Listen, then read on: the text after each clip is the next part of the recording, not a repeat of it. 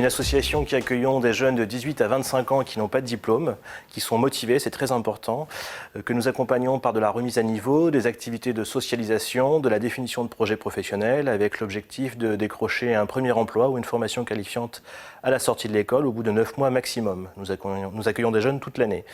Alors, école de la deuxième chance, puisqu'on n'a pas forcément eu l'occasion de saisir sa première chance pour des raisons indépendantes de sa volonté, des problèmes personnels, des problèmes d'orientation ou autres. Donc ici, l'occasion est d'avoir une deuxième chance en ayant un deuxième élan qui permet à ces jeunes de s'intéresser à tout, de découvrir des métiers, de pratiquer des premiers gestes professionnels et vraiment de définir un projet professionnel, apprendre à travailler en équipe, apprendre à s'ouvrir l'esprit. Alors l'école de la deuxième chance, c'est national. La première école est née à Marseille en 1995. Il y a 45 écoles en France et dans la région, vous avez 4 écoles, Grand Hainaut, Artois, Côte d'Opale et Grand Lille. Alors ici, on est à Roubaix, c'est le siège de l'école de la deuxième chance Grand Lille, mais nous avons 4 sites à Lille, Armentières, Roubaix et Saint-Omer. La première chose importante par rapport au public, c'est la motivation. Donc il faut être motivé pour venir à l'école. On a des jeunes qui arrivent de la mission locale, qui arrivent de Pôle emploi, ou des jeunes qui parlent bouche à oreille. On a beaucoup de frères et sœurs qui se retrouvent à l'école. Ils ont une réunion d'information où on va leur expliquer l'école, vraiment s'assurer de leur motivation. Et dans la semaine qui suit, ils ont un entretien de motivation d'emblée avec une entreprise et un salarié de l'école qui va nous permettre de valider leur motivation.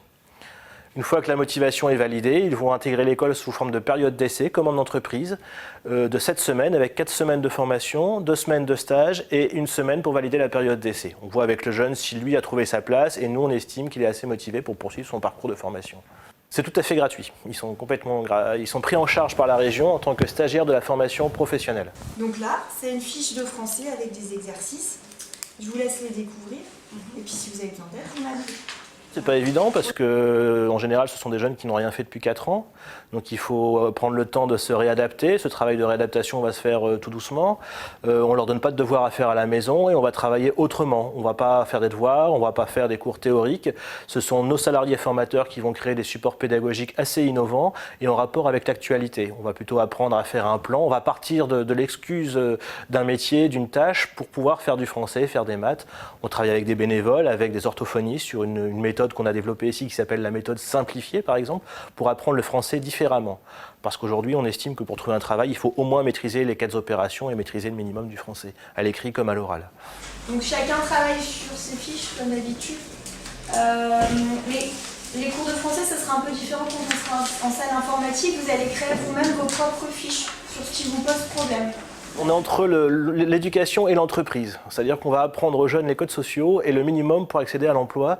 C'est-à-dire qu'un jeune qui arrive en retard en cours, il ne rentre pas en cours, il est obligé d'attendre le cours d'après. Parce que comme en entreprise, il faut être ponctuel, c'est le b.a.-ba pour trouver un travail. Donc à travers nos savoirs qu'on va enseigner, on va également impliquer les jeunes dans leur comportement professionnel.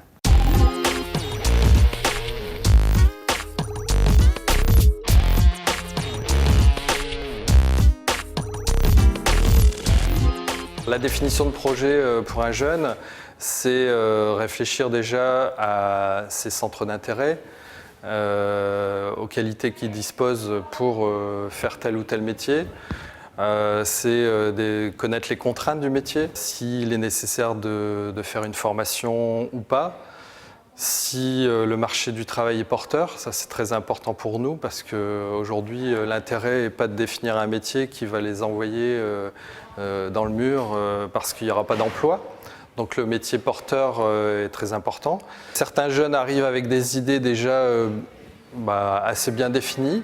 Donc pour eux, ça sera plus facile automatiquement de définir un projet parce qu'ils auront des premières idées. Donc à ce moment-là, ils vont confirmer par le biais de stages en entreprise. On a un gros réseau d'entreprises ici dans le secteur qui nous prennent régulièrement des jeunes.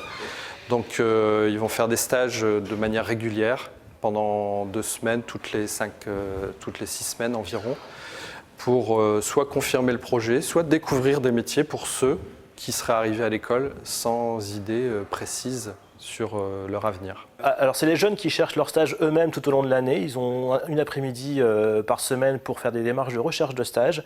Donc on ne leur impose pas des lieux de stage. On les aide à trouver s'ils ne trouvent pas, mais c'est à eux de trouver leur lieu de stage. Le stage est très important parce qu'il va permettre de découvrir un projet professionnel, mais aussi de valider un projet professionnel et très souvent de se faire embaucher en alternance ou en contrat à durée indéterminée dans l'entreprise.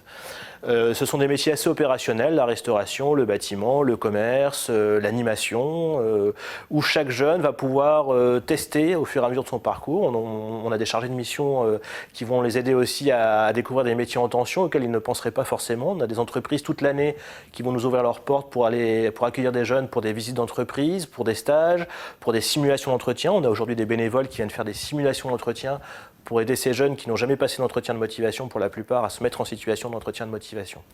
Et ces stages vont leur permettre de découvrir les premiers gestes professionnels et de valider un projet professionnel, tout simplement. La plupart du temps, les entreprises se disent que l'école de la deuxième chance, c'est un gage de motivation, puisqu'on sélectionne des jeunes uniquement motivés. Donc par définition, si un jeune se présente en tant stagiaire de l'école de la deuxième chance, c'est qu'il est motivé et prêt à travailler. Donc ça, c'est plutôt un gage de sécurité pour l'entreprise et pour nous, quand le jeune se présente en entreprise. Vous avez forcément des choses à vendre parce que chaque individualité a quelque chose à apporter à une entreprise au monde. Ok ? Et du coup, soyez vous et travaillez juste votre argumentation parce que c'est le plus important. Il faut que vous sachiez répondre aux questions et que ce soit fluide. Donc il faut le travailler en amont, mais derrière, c'est pour ça que la recherche de ce que j'ai envie de faire et de travailler mon projet pro, etc. est très important parce que ça va vous permettre d'intérioriser vraiment ce que vous voulez faire et pourquoi. Et une fois que vous avez ça dans les tripes, le vendre, ça va être naturel. Ils vont travailler beaucoup sur leur qualité, leur centre d'intérêt parce que il faut qu'ils se connaissent. Rarement, ils ont eu l'occasion jusqu'à maintenant de se pencher sur eux-mêmes. Ils ont été un petit peu poussés par le vent, on ne s'est pas vraiment occupé d'eux. Et donc, d'abord, il faut qu'ils se posent. Ils vont travailler, par exemple, avec l'Explorama, avec des différents tests qui vont leur permettre de comprendre qui ils sont. Et puis, on va les aider après à trouver des métiers en rapport avec leur centre d'intérêt, par exemple. Qu'est-ce que vous, même dans votre expérience personnelle, vous pouvez apporter ? Ma référente RSA m'a proposé l'école de la deuxième chance parce que depuis 9 ans, j'étais sans activité parce que j'ai eu mes 2 enfants. Donc j'étais chez moi et je m'occupais des petits. Quand on a des enfants, on n'a pas trop le choix. On est obligé de trouver du travail, au moins pour les petits, pour qu'ils soient bien, pour que voilà. Moi, si je suis là, c'est pour mes enfants. Pour moi, c'est bizarre pour l'instant parce que ça fait longtemps que j'ai pas été à l'école. Ça fait déjà depuis 9 ans. Donc c'est un petit peu bizarre. Voilà. Parce que ça fait bizarre de reprendre un stylo, une feuille, d'écouter, c'est difficile de rester concentré, tout ça. Parce que quand on travaille pas, qu'on va pas à l'école, on est chez soi, on bouge et tout ça. Et donc là, c'est difficile de reprendre un stylo, de reprendre tout ça, quoi. On est motivé, quoi. Après, on a confiance en nous, parce que quand on arrive, on n'a pas confiance en nous du tout. Comme moi, la première à le dire, quand je suis arrivée, j'avais pas du tout confiance en moi. J'étais dans mon coin, j'écoutais, c'est tout. Je prenais jamais la parole, alors que maintenant, je prends la parole et voilà. Mes expériences en lien, si vous en avez, avec votre projet pro. Si vous n'avez pas d'expérience, voilà, rajoutez des choses de votre vie. Là, on faisait des simulations d'entretien. On disait ce qu'on devait faire parce que cet après-midi, on est en stage normalement. Enfin, on est en recherche de stage. Et moi, normalement, j'ai trouvé mon stage et normalement, je vais être pris en CDI. Voilà. Alors, tu vas faire quoi ? Auxiliaire de vie à l'hôpital de Waterloo.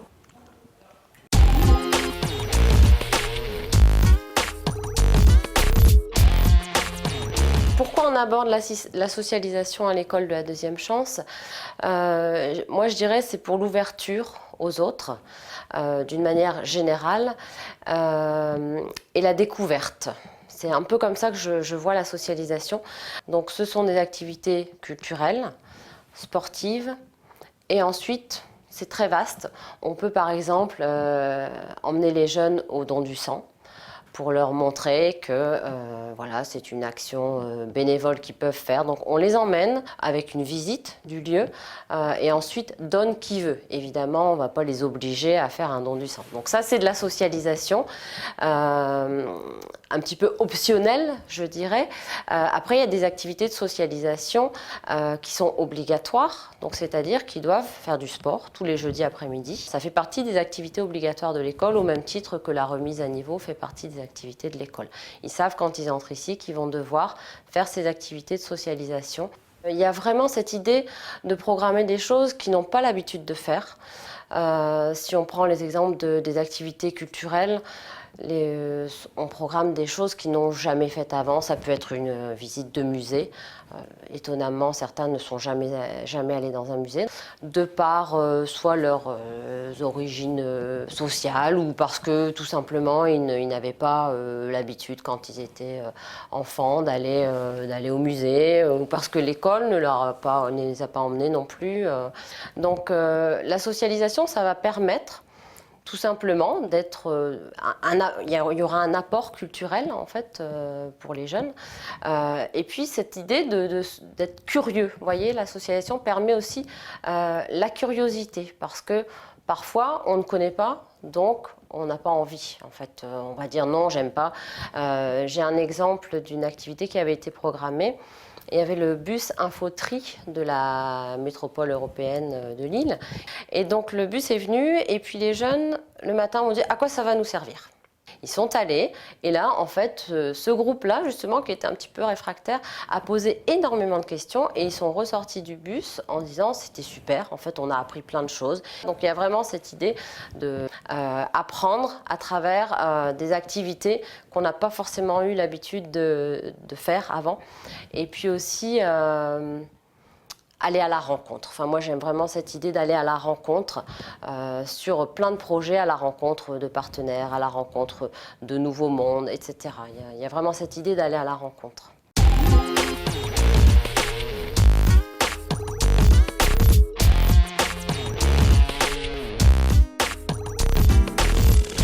Ils ont 9 mois maximum pour trouver un emploi ou une formation. Ça peut être au bout de 3 mois, au bout de 6 mois. Et dans tous les cas, nous les suivons pendant 1 an. Donc un jeune est ou n'est pas trouvé de solution à l'issue de son parcours de formation, on va l'accompagner pendant 1 an, soit pour l'aider à rebondir après une formation ou s'il n'a pas trouvé de recherche d'emploi, soit pour vérifier que tout se passe bien dans l'entreprise. Ça rassure l'entreprise, on a un lien direct avec l'entreprise et on a un chargé de mission qui régulièrement va dans l'entreprise voir comment ça se passe avec le jeune ou reçoit le jeune en entretien pour faire un point.